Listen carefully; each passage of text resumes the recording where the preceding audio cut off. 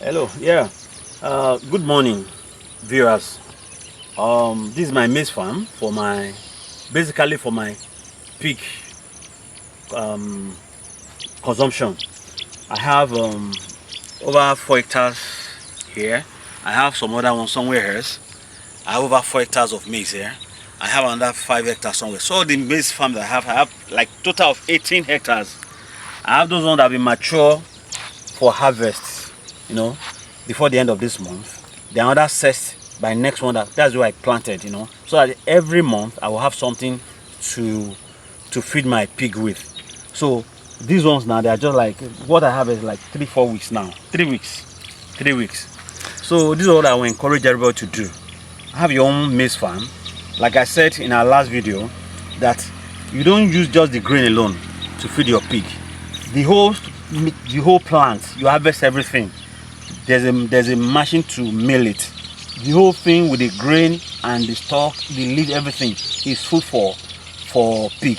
And one good thing about pig, like I said in our last video, they are good converter of feed to flesh. Within a short time, you see them growing. So this will save a lot of cost. Rather than going to buy grain elsewhere, try to acquire land wherever you can acquire land. Go into plantation, cultivation of maize.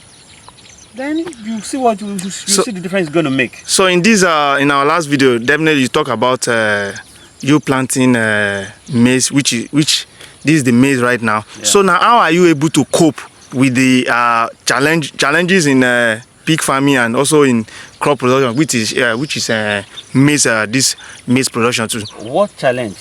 If you see two people spraying for me now, everything I need, all I need to do is to employ labor, engage people that will apply the input. Maybe when it's time to spray herbicides to control the weed, then insecticide to control caterpillar infestation, then fertilizer application too.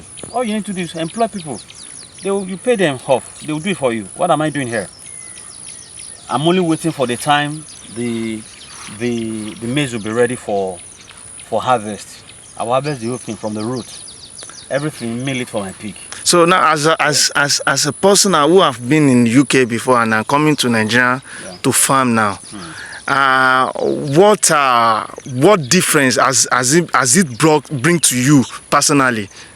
This is the practice in the UK. Every pig farm that I visited, they have their crop section where they cultivate maize for their pig. So this is the practice, and that's what I'm doing here too, and it's saving me a lot of costs. I produce the food, I have feed formulation, I formulate the feed myself, so it's saving me a lot of costs. It's saving me a lot. So okay, what advice will you now give to do same thing that I'm doing? This way it is. To do same thing. This is what they've seen it now. I'm on the feed now. By the time this thing is mature, if you have the time, you can go to my other farm. The one I'll be ready for harvest this month. Okay. That's why I do it. The way I program it, every month I always have something to harvest for my pig. This is it. So by the time the season is over, maize production season, I will have something I've stored. I will have had enough for storage, which will feed them for the whole year before next year by April when I'll plant again. Okay, yes, so what support are you getting? Any support from the government, or this is personal funded? Okay. No support from the government. I joined cooperative. I'm a member of 3 different cooperatives. Okay. So I get loan from my cooperatives. So it's helping me. And there is no any support from anywhere other than this self? No support from the government too. And in UK, I think that is not the case. That's why farming is sweet in UK. Not only in the UK, I have friends in Canada and European country. Okay. They're into farming. They are getting grants from the government. As I said earlier, I have friends, Nigerians and non-Nigerians. They're in Canada, they're in US. Those are the practice, and they are getting grants from the government. So it makes it for them. In 2020, there was an outbreak of swine fever in Africa, in Nigeria. It also affected you? Yeah, it affected me. In history of outbreak of swine fever, they never had the experience outside Africa. But for the first time in year 2020, there was an outbreak of swine fever across Europe. Immediately government got to know, they shut down every farm, they buried those animals. After from some months, they did fumigation. Government fumigated all the farms in Poland and some other parts of Europe. They did fumigation. Later they released money for the farmers to start over again. A lot of farmers that had that experience, they shut down. Since then they have not been able to find their feet again. You mean here in Nigeria? Nigeria now. So no support from government. So it makes farming difficult.